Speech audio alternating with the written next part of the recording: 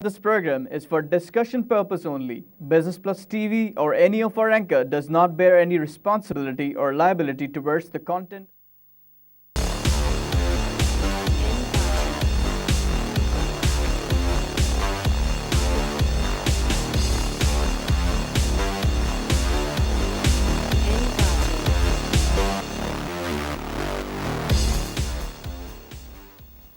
This is Business Plus broadcasting live from Karachi, Pakistan. You're watching Tips of the Trade. I'm your host Tariq Khan Javed.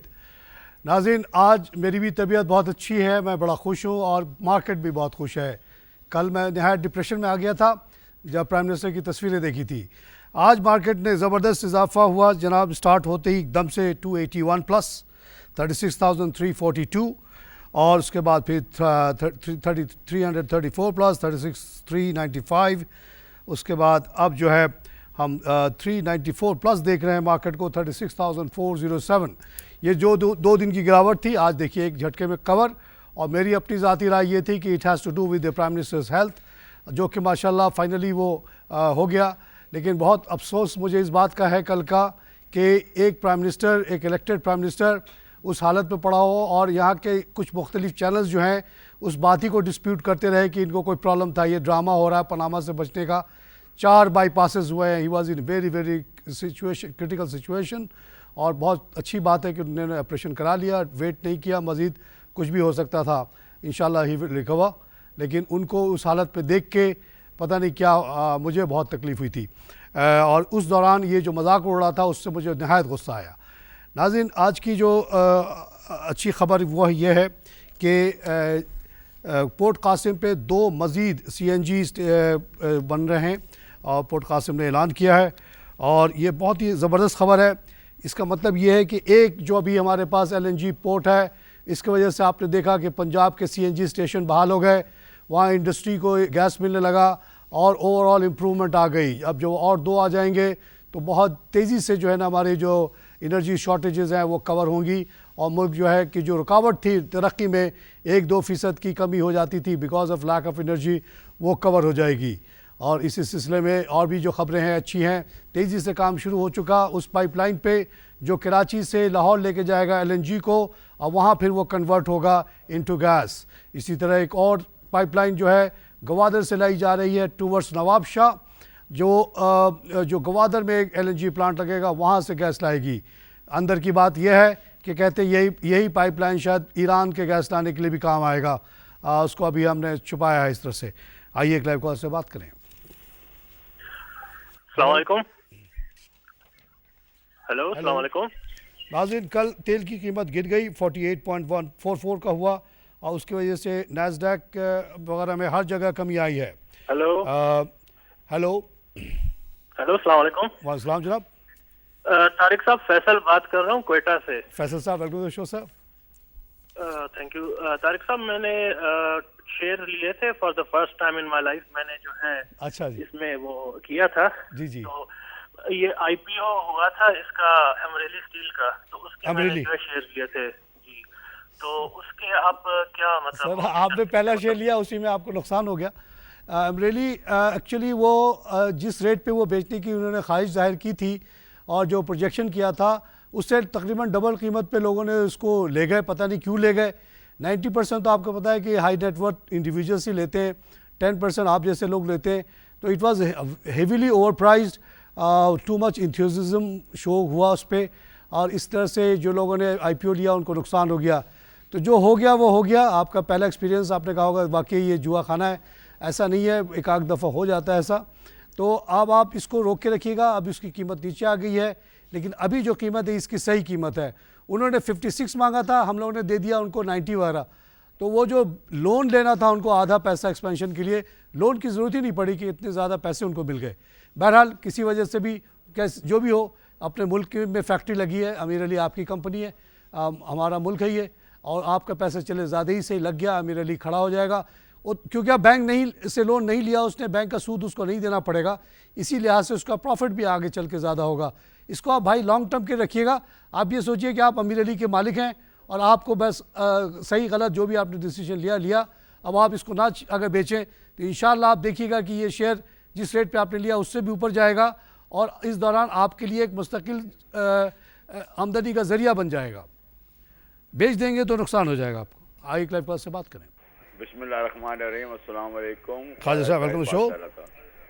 मैं तारिक साहब से बात करना चाहता था। मैं कहा ये आपका प्रोग्राम जो है ना तकरीबन 25 मिनट का होता है और कम से कम आपका ये प्रोग्राम 2 घंटे का करना चाहिए आपको कम से कम। थक के बुरा हाल हो जाएगा। आपका भी ज़रा मैं आपके जो चैनल वाले हैं उन्होंने ज़रा दरख्वास्त करूँगा ये इस पे ज़रा इसके बारे में सोचें ज़रा। अच्छा जी। और दूसरी बात कर रहे हैं हमारे प्राइम मिनिस्टर साहब बीमार हैं, उनके लिए दुआ भी करना चाहिए सब पूरी आवाम को भी, मगर अल्लाह ताला उनको तंदुरुस्ती दे और उनको नेक से अल्लाह ताला उनको खिदमत का मौका दे। मगर वो अपनी गलतियों की माफ़ी मांग ले अल्लाह ताला से। अल्लाह ताला बहुत बड़ा रहीम व करीम है। और परसों टीवी के किसी चैनल पे आया था कि उन्होंने आखिरी रात जब सुबह ऑपरेशन था तो सारी रात इबादत कर रहे थे। मैंने कहा उससे सारी ज़िंदगी आदमी को अल्लाह ताला की इबादत करनी चाहिए। ये क्या बात है, जब आदमी परेशान हो अल्लाह ताला को याद करता है। आदमी को, इंसान को तो अल्लाह ताला को जब खुश हो तो उसको ज़्यादा इबादत करना चाहिए। ये तो जब आदमी बीमार होता है तो अल्लाह ताला अपनी माँ को याद करता है और किसी को याद नहीं करता। नहीं, ये आपकी बात सही है, इबादत हर वक्त करनी चाहिए। लेकिन इस प्राइम मिनिस्टर को मैंने ज़ाती तौर पे बहुत दफ़ा इबादत करते हुए देखा मक्के में। मैं रियाद में होता था, मैं 800 किलोमीटर दूर, हम लोग 8 घंटे ड्राइव करके रात को 2-3 बजे जब पहुंचते थे वहाँ पे आफ्टर द वर्किंग डे, तो वहाँ पे इनको अक्सर पाया और बड़े वाकई बड़े दिल लगा के इबादत करते थे। मैं ख्याल में रात को अक्सर ये 2-3-4 बजे करते थे। नेकी की हिदायत अल्लाह सबको दे। बहरहाल इन्होंने बहुत अच्छे काम भी किए, बुरे भी काम किए। लेकिन कल मुझे नहायत ही अजियत हुई जब लोगों ने इनके ऑपरेशन का मजाक उड़ाना शुरू कर दिया। अल्लाह ना करे वो जो एंकर्स ने इस तरह से मजाक उड़ाया उनको इस सिचुएशन से गुजरना पड़े। और चाहे कोई भी हो, दुश्मन भी हो, जब इस हालत में होता है उसके ख़िलाफ़ मजाक उड़ाना या उसके बारे में गलत बात करना नहायत ही गलत है। ये हमारे तहज़ीब, तमद्दुन सब के ख़िलाफ़ है। अल्लाह उनको सेहत देगा इंशाअल्लाह। He is a fighter, he will fight back and he will be fine इंशाअल्लाह। आइए क्लाइव कॉल से बात करें। अस्सलाम वालेकुम। वालेकुम सलाम जनाब। क्या हाल है तारिक साहब? मैं ठीक हूँ जनाब। आप लोग तो पहचान भूल गया आज। हाँ जी साहब, सॉरी आज आपका नाम नहीं लिया। मैं आपको कुछ बताना चाह रहा था कि पोर्ट कासिम, जी जी, कराची पोर्ट और ग्वादर पोर्ट, ये 3 पोर्ट को गहरा किया जा रहा है इसलिए कि अब पाकिस्तान के अंदर में बड़े जहाजों की जरूरत है आने की, जिसमें ऑयल टैंकर है, गैस के हैं और अनाज के सब की चीजों के हैं। तो इसलिए तीनों पोर्ट को घेरा करने का प्रोग्राम है गवर्नमेंट ऑफ पाकिस्तान का। अच्छा। और जब मैं समझता हूँ कि ये आइंदा 6 महीनों में ये शुरू हो जाएगा इंशाल्लाह। Very good. और आपको इस सिलसिले में ये भी पता ही होगा, आप कराची में रहते हैं, क्लिफ्टन में ही रहते हैं आप, कि क्लिफ्टन के सामने जो है एक बहुत बड़ा पोर्ट बन रहा है कंटेनर के लिए। उसकी गुंजाइश इतनी बड़ी है कि अभी जो हमारे कराची पोर्ट और कासिम पोर्ट दोनों को मिला के उससे कहीं ज़्यादा, ये काफ़ी डीप भी है। क्लिफ्टन के आगे काफ़ी दूर तक ज़मीन रिक्लेम की गई है, ऑलमोस्ट मनोरा के लेवल तक लेके गए हैं और ये बहुत बड़ा पोर्ट बन रहा है। इसका नाम है south Asia container port. Deep sea port है और बहुत डीप है। ग्वादर बाई नेचर अल्लाह ने कुछ ऐसा बनाया है पाकिस्तान में 2 जगह, एक है ओरमारा, एक है ग्वादर, जहाँ ज़मीन जो है आगे की तरफ एक ब्रिज की तरह आगे बढ़ती है और आगे जाके फैल जाती है। इसको हैमर हेड कहा जाता है। दुनिया में बहुत कम जगह ऐसी हैं और इसके दोनों साइड पे चांद जैसी जगह बनी होती है जो कि बेहतरीन बीच होती है। तो ग्वादर तो ऑलरेडी बहुत डीप है और उसको अगर मज़ीद भी सफाई करेंगे तो और अच्छा हो जाएगा। Pakistan is getting ready for becoming a major power now. पूरा जो पाकिस्तान के बारे में इमेज है वो चेंज हो रहा है। जितनी नेगेटिविटी थी वो साइड पे चली जाती जा रही है और पॉजिटिविटी जो है अब छा रही है इंशाल्लाह। तो ये सारे पोर्ट्स की ज़रूरत पड़ेगी हमें, क्योंकि इकनॉमिक एक्टिविटी यहाँ बहुत तेज़ी से बढ़ेगी। आइए क्लाइव कॉल से बात करें। अस्सलाम वालेकुम तारिक साहब, अब्दुल कादिर बोल रहा हूँ लाहौर से। काजी साहब welcome to the show sir. जी थैंक यू सर। ये मैं पूछना चाह रहा था, मैंने ये पाकिस्तान का राइट भरा था और फिर मैंने बाद में भी कुछ शेयर लिए हैं इसके, तो अब मेरी जो कॉस्ट है उसके आगे पीछे ये घूम रहा है। मैं थोड़ा इसके ऊपर इंथुसियास्टिक था कि फूड का शेयर है और पहले कंपनी लॉस में थी, अब फौजी फूड के नाम से दोबारा इसके वो लिस्टिंग हुई है या इसी को चेंज कर रहे हैं।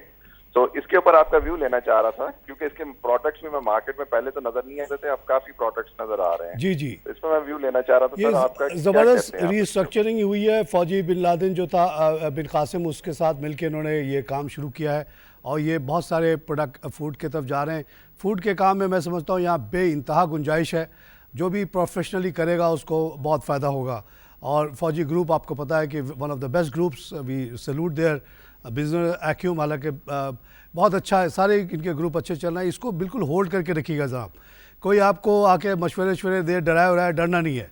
ये अपनी कंपनी है, आपकी कंपनी है, क्या डरने की बात है। बच्चों को जॉब मिल रही है, बस आपको इसी की खुशी है, साथ साथ इंशाल्लाह आपको फाइनेंशियल गेन्स भी होते ही जाएंगे। बिल्कुल ना बेचिएगा नून को।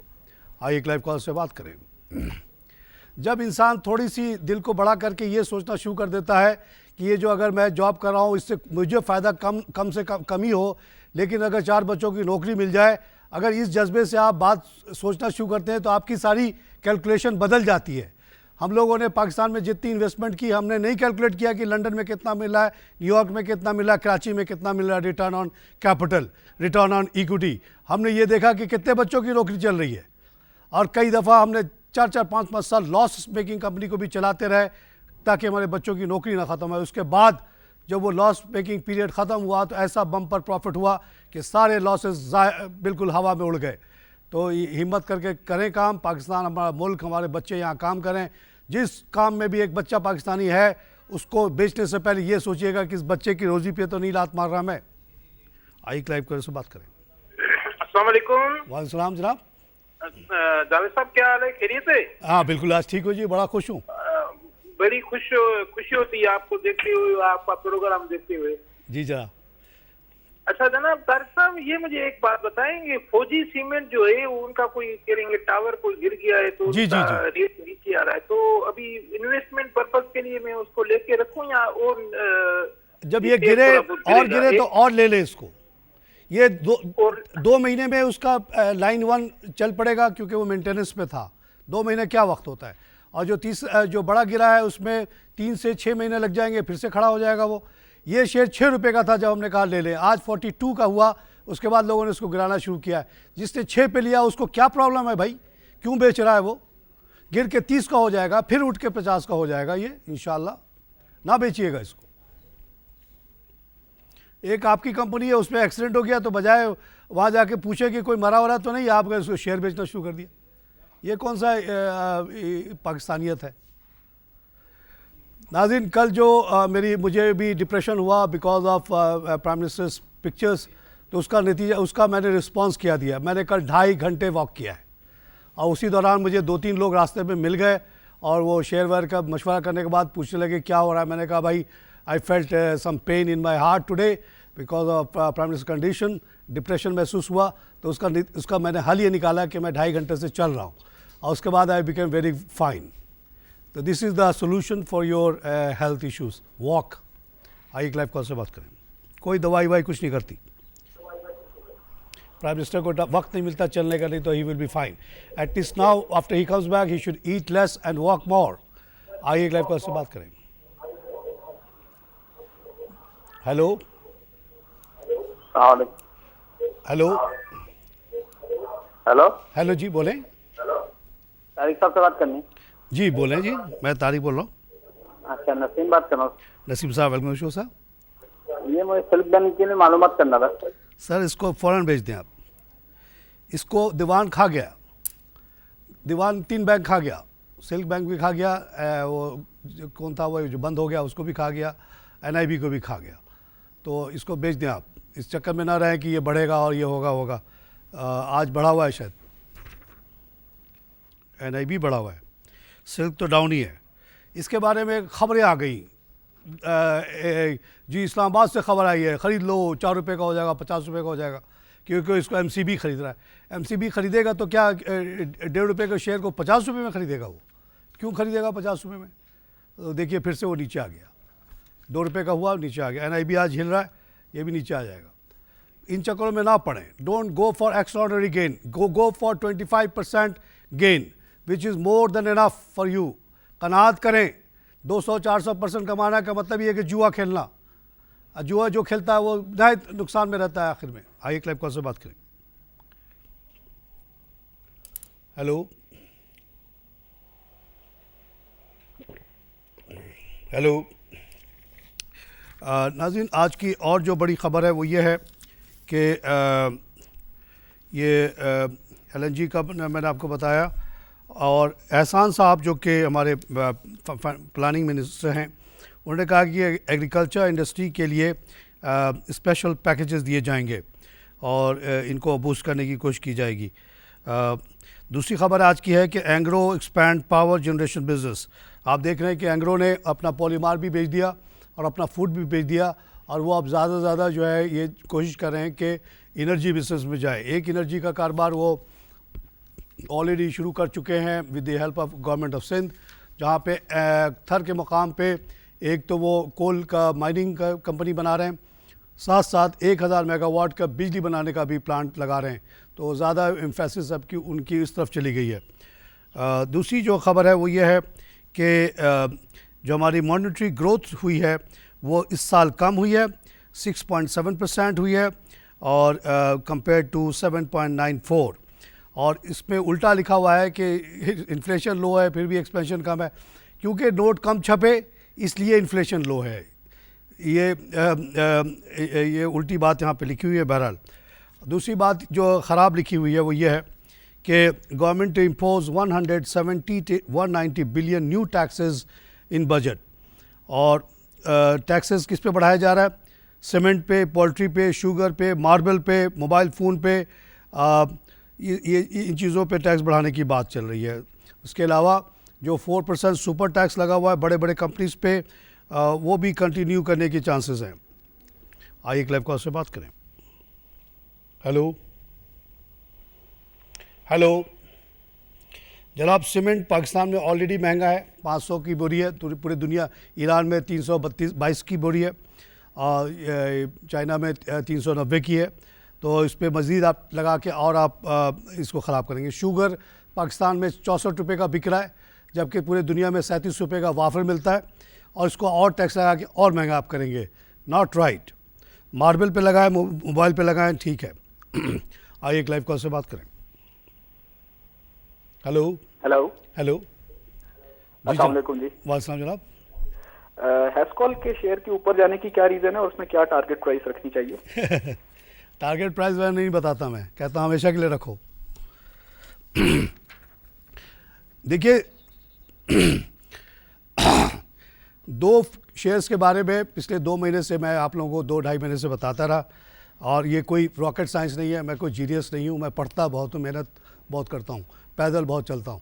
तो मैंने एंग्रो के बारे में बताया था कि जो मैंने पढ़ी है रिपोर्ट बाहर की, उसके मुताबिक 162 रुपये पे डील हुई है 500 मिलियन की for buying 51% stake of Engro food. उस बेसिस पे मैंने कहा था कि 162 का तो होगा ही होगा, और आज 167.2 पे है, 3.9 बढ़ गया। तो मेरी जो बताई थी उससे भी आगे निकल गया। आपको इस लेवल पे नहीं बेचना इसको। इसका टारगेट, इसका जो है, मैं इसको 1000 का शेयर देखता हूँ लॉन्ग रन में। इसी तरह हेस्कॉल के बारे में एक रिपोर्ट पढ़ी कि विटॉल ने इसका शेयर 15% बहुत ज़्यादा कीमत पे लिया।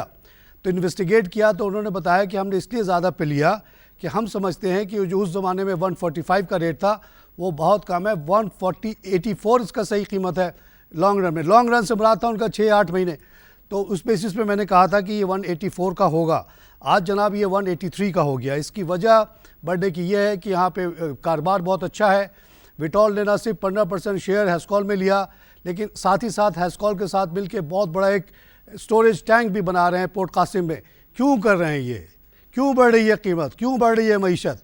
इसलिए कि यहाँ दम है। विटॉल को यहाँ दम नज़र आता है, फिजलैंड को यहाँ फूड के कारोबार में दम नज़र आता है, इसलिए बढ़ रही है। आइए क्लाइव कॉल से बात करें। हेलो नाज़रीन, आइए अब हम जो वॉल्यूम लीडर्स हैं आज के उस पर बात करते हैं। कराची इलेक्ट्रिक टॉप पे है, तकरीबन 40 मिलियन का काम हो गया यहाँ पे। 0.43 का इजाफा है, 7.98। इसके बारे में रूमर्स हैं कि शंघाई इलेक्ट्रिक जो चाइना की बहुत बड़ी कंपनी है और जो कि थर में 2 प्लांट भी लगा रही है 1000 मेगावाट के करीब, वो इसको ख़रीदना चाह रही है, चलाना चाह रही है। अच्छा है ये अरब्स निकल जाएं, उनको आता होता नहीं है चलाना। इसके बाद पाकिस्तान इंटरनेशनल बल्क टर्मिनल है जहाँ 10 मिलियन का काम हुआ है और 1.5 पड़ा हुआ है, ये 31 का हुआ। इसकी खबर यह है कि काम तेज़ी से जारी है, मई 2017 तक ये ऑपरेशनल हो जाएगा, इसलिए बढ़ रही है। इसको आप लेते रहिएगा। इसका मैंने टारगेट दिया है 200। इसका मतलब नहीं कि 200 पे जब आए तो बेच देना, नहीं, 200 पे भी रखना, और वो कैपिटल गेन तो हो ही गया, साथ साथ इसके डिविडेंड खाते रहें अगले 2-4 जनरेशन तक। इसी तरह जिस दिन एग्रो फूड 1000 का हो जाए बेचना नहीं, इसको रोक के रखना, बच्चों को छोड़ देना, दे देना, और इसका डिविडेंड खाते रहना अगले 2-4 जनरेशन तक। इसी तरह हैस्कॉल अगर कल 200 का हो जाए तो बेच मत देना, इसको होल्ड करके रखना, क्योंकि तेल बिकेगा, कारोबार बढ़ेगा, का फ़ायदा होता जाएगा। आप ये पैसा निकाल के क्या जापान में लगाएंगे जहाँ -2 मिलता है? आइए लाइव कॉल से बात करें। अस्सलाम वालेकुम। वालेकुम जनाब। जनाब मैं पीटीसीएल का एक्स एम्प्लॉय बोल रहा हूँ। जी सर। तो मैं ये पूछना चाहता हूँ कि ये पीटीसीएल के शेयर की भी कोई है वैल्यू, या इसको हम लोग जला के फेंक दें, फारिग कर दें, क्योंकि शेखों ने तो हमें बिल्कुल ही मायूस किया है। हाँ जी, आप फाड़ के नहीं बेचिएगा, लेकिन यह है कि कारोबार आप लोगों का इतना अच्छा नहीं चला, और ये जो सेलर कंपनीज आ गई और टेक्नोलॉजी जो आगे निकल आई, व्हाट्सअप आ गया, स्काइप आ गया, इस तरह की चीज़ें जो फ्री सर्विसेज आ गई, इससे पीटीसीएल का जो मेन कारोबार था इंटरनेशनल कॉलिंग का, वो तो बिल्कुल ख़त्म हो गया। और जो लोकल कारोबार आप कोशिश करते हैं ब्रॉडबैंड वगैरह में, वहाँ आप कम्पीट नहीं कर पाते इन वेरी टफ कम्पिटिटर से, तो ये यहाँ पे आपका कारोबार ज़्यादा ठंडा पड़ गया है। नाज़रीन, यहाँ पे लूँगा छोटी सी ब्रेक।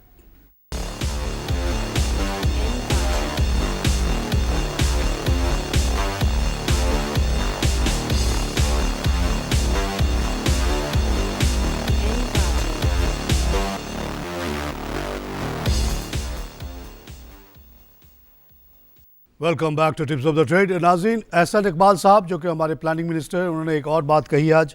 उन्होंने कहा कि जो सीपेक के जो प्रोजेक्ट है 46 बिलियन का, उसमें से 30 बिलियन के प्रोजेक्ट्स जो हैं ऑलरेडी अंडरवे हैं, यानी उस पर काम शुरू हो चुका है। ये भी जो है थोड़ी सी तेज़ी की वजह है कि हम अब आस्ते आस्ते देखेंगे कि गाड़ियों की जो ट्रक्स वगैरह की डिमांड बहुत तेज़ी से बढ़ेगी, और इसीलिए हम ये देख रहे हैं कि गंधारा वगैरह, साथ साथ दीवान मोटर्स के बारे में कल जो मैंने गेस्ट को बुलाया था फवाद हसन खान ने बहुत अच्छी बातें बताई। दीवान मोटर के बारे में बताया कि शहजोर नाम का जो वो ट्रक बनाते थे उसको उन्होंने फिर से शुरू कर दिया है। और दूसरी बात उन्होंने बताई कि दीवान मोटर्स के जो सब ऑर्डिनेटेड लोन थे डायरेक्टर्स के, वो कन्वर्ट हो गए into equity, indicating there confidence in the company. तो हम ये देख रहे हैं कि सीमेंट और ये स्टील और ये सब चीज़ों की डिमांड में इजाफा हो रहा है, और probably because of this project going on. ज़्यादातर जो प्रोजेक्ट हैं वो तो पावर रिलेटेड हैं, लेकिन और चीज़ें भी हैं। नाज़रीन, कंटिन्यू करते हैं अपने लिस्ट से, और लिस्ट में मैंने बात की थी इंटरनेशनल बल्क टर्मिनल की, जिसको आप मैं रेकमेंड करता हूँ आप ख़रीदें। ये 200 का होगा, लेकिन उसके बाद भी नहीं बेचना है। आइए एक लाइव कॉल से बात करें। वालेकुम सलाम जनाब।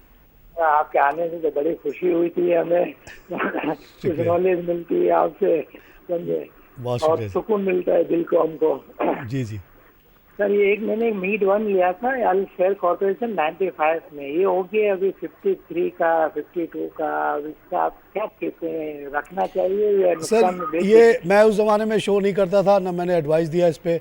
ये 2 शेयर्स आए और वो अपनी कीमत से बहुत ज़्यादा पे बिक गए। एक तो ये था, और दूसरा वो था जो अभी भाई ने फ़ोन किया था अमीर अली।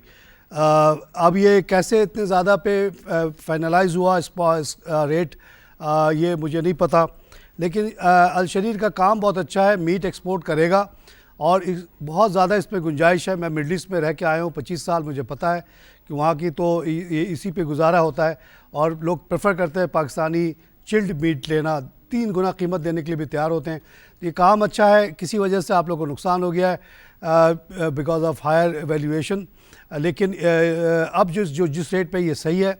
और अगर आप इसको होल्ड करके रखेंगे, क्योंकि इनको इतना ज़्यादा पैसा मिल गया, ये कंपनी तो आप ही की है ना, आपने 5 के बजाय 10 के बजाय 20 दे दिया इस कंपनी को, तो 20 उसके पास जमा हो गया है। अगर उसको प्रोफेशनली चलाया जाएगा तो वो काम ही आएगा। आपकी पैसे जो हैं इस कंपनी के ग्रोथ में इन्वेस्ट हो गए हैं, तो ये कंपनी पहले से ज़्यादा स्पीड में आगे बढ़ेगी जितना इसने सोचा था क्योंकि आप लोगों ने इसको इतनी ज़्यादा हिम्मत अफजाई कर दी है।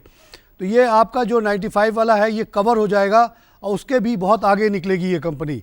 इस शेयर को बेचिएगा मत आप, बस आप रोक लें इसको। आप मालिक हैं अल शरीर के, ये सोच लेंगे यहाँ पे कुछ बच्चों की नौकरी चलेगी और बच्चों को नौकरी मिलेगी, ये सोच लेंगे तो सब दुख दर्द आपका ख़त्म हो जाएगा। आइए एक लाइव कॉल से बात करें। हेलो अस्सलाम तारिक भाई। वालेकुम जनाब, खालिद कराची से बोल रहा हूँ। खालिद साहब वेलकम शो सर कराची। अच्छा तारिक भाई, ये मालूम करना था, मैंने अब्दुल्ला शाह गाजी शुगर मिल उठाए हुए थे 50,000। अच्छा जी, 7 रुपए में। कहाँ है ये? 6 महीने हो गए, इसकी क्या आप वो देखते हैं? मैं तो इसको जानता ही नहीं हूँ, है क्या चीज़ ये? आप ही को पता है, इसके बारे में जरा बताइएगा, कहाँ है, क्या है, कितनी इसकी प्रोडक्शन कैपेसिटी है? ये उसमें जब था तो ये 9 रुपए में था, तो मैंने 7 रुपए में उठाया था। अच्छा, आप बहुत ज़हीन आदमी हैं खालिद साहब। जब 9 का था आपने 7 पे उठाया था, आप बहुत ही ज़हीन है। बताइए फिर क्या हुआ? अब्दुल्ला शाह गाजी मज़ार तो मैं जानता हूँ, कराची में लोकेटेड है, शुगर मिल मैं नहीं जानता हूँ। इस तरह के अननोन कंपनीज़ में अगर आप लेते हैं तो हो सकता है आपके पास कोई स्पेशल नॉलेज उसके बारे में, आप उनका प्रोमोटर्स को जानते हो या आपने कहीं काम किया हो, तब तो ठीक है, अदरवाइज़ आप क्यों करते हैं? आपने इसलिए किया होगा कि किसी जीनियस ने आपको समझाया होगा कि 9 का था, अब ये 7 का हुआ है, ले लो, ये 18 का होने वाला है कल। मेरे पास स्पेशल नॉलेज है, आई है इन्फॉर्मेशन, फ़ोन आया है, सीक्रेट फ़ोन आया है और आपने लगा दिया उठा के। इतने सारे 500 शेयर पड़े हुए हैं, इसको आपने अब्दुल्ला शाह गाजी पे लगा दिया। तो आप समझे भाई, हम क्या करें इसके बारे में? आइए एक लाइव कॉल से बात करें। ऐसे शेयर्स की ट्रेडिंग भी नहीं होती है। अब ये बेचते जाएंगे तो 7 तो क्या 2 में भी खरीदने वाला कोई खड़ा नहीं होगा, बेच ही नहीं पाएंगे ये महीनों सालों, कोई होगा ही नहीं बाहर, कोई इनको और फार्म में कहते हैं पहना के चला गया। आइए एक लाइव कॉल से बात करें। हेलो अस्सलाम वालेकुम। वालेकुम जनाब। जी मुझे पूछना था कि ये फैक्टर सीमेंट और नून पाकिस्तान का आप किस तरह देखते हैं? नून पाकिस्तान के अभी भी शेयर्स लिए हैं फौजी फूड्स ने, तो फौजी फूड्स में कन्वर्ट हो गया, तो उसमें काफ़ी लोग एंथुसियास्टिक होकर उन्होंने एक्स्ट्रा बाय कर लिया जब ये 120 तक भी चला गया अभी बीच में। तो इसको किस तरह देखते हैं और फैक्टर सीमेंट को किस तरह देखते हैं, क्योंकि अभी इनका फाइनल रिजल्ट भी आना है? इतने रिजल्ट के पीछे मैं नहीं भागता, मुझे ये पता है कि तमाम सीमेंट कंपनीज अच्छा कर रही है, फैक्टर भी अच्छा कर रहा है, ये करता रहेगा।